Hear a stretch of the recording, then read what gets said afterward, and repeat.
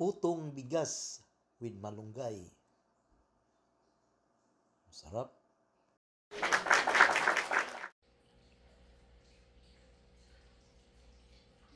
Magawa tayo ng putong bigas with malunggay.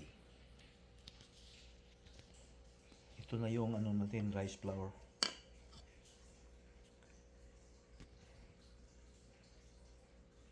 Coconut milk.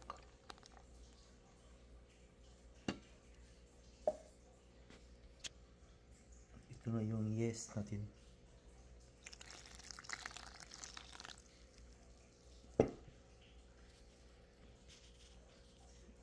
Baking powder. White sugar. Kunti lang guys, ayokong masyadong matamis.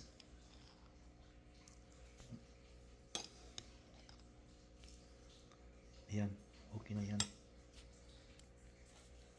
Kunting salt.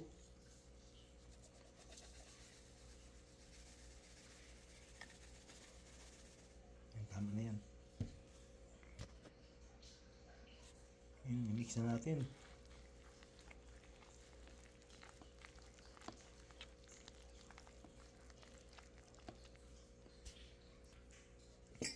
Lagyan natin itong butter flavor.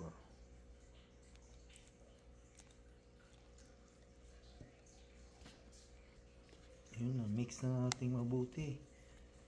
Kukuha pa tayo ng fresh na malunggay sa labas. Kunti lang kailangan natin. Ito tama ito. Yan na yung malunggay natin guys. Kailangan lang i-blend to. Ayan, na-blend na natin. At kailangan rin tayo ng rice para doon sa mixture natin. Yung rice, nilagyan ko na rin ng malunggay. Oh, mainit pa. Lagyan ito sa blender. I-blend natin. Ayan na yung rice. I-blend natin.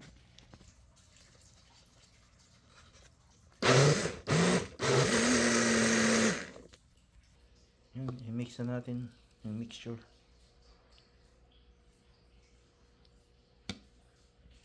Ayan, na-mix na natin mabuti oh.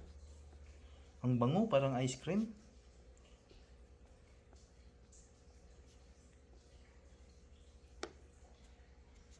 Set aside muna natin to para maka-raise.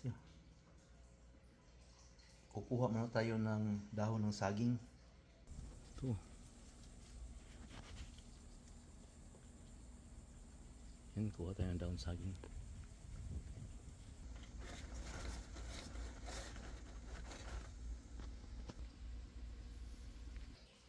Ayan na yung mga molding natin. Ready na.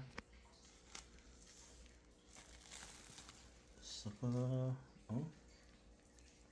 kita mo, nag-raise na siya, diba? Tumubo na. Yan, pwede na to.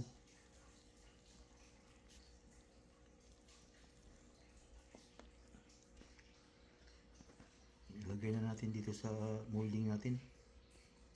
Ayan na. I-bake natin. Steam pala. Steam. Not bake. Putuin. Yan na. Mag-steam na tayo. May natira pa tayong mixture. Gawin ko na lang itong bingka. I-bake ko. Pareho lang naman yung recipe niya nun eh. Ang puto, i-bake. I-steam. Saka ang bingka, i-bake. So, gagawin na natin bingka to. Yan, i-bake na natin. Yan na oh.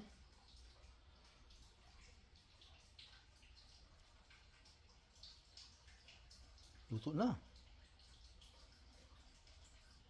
Palamigin muna natin. Ayan na.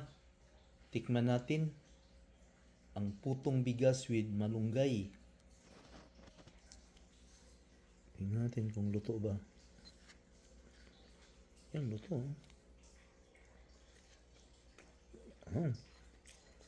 Luto talaga. Sarap.